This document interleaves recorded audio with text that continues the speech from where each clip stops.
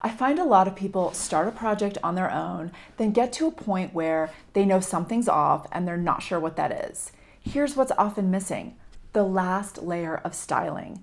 Don't overlook the importance of these three things in particular. Small stacks of coffee table books, which can be excellent styling tools that add personality, texture, and color to so many types of tabletops and are not very difficult to style well. Large table lamps. Even if you have plenty of overhead lighting, these can add a really nice layer of height and a sense of completion. And plants. They're such a great way to add life to your room, whether it's something small as part of a tabletop grouping or a lush 7-foot tall tree to fill in an empty corner, or some of both.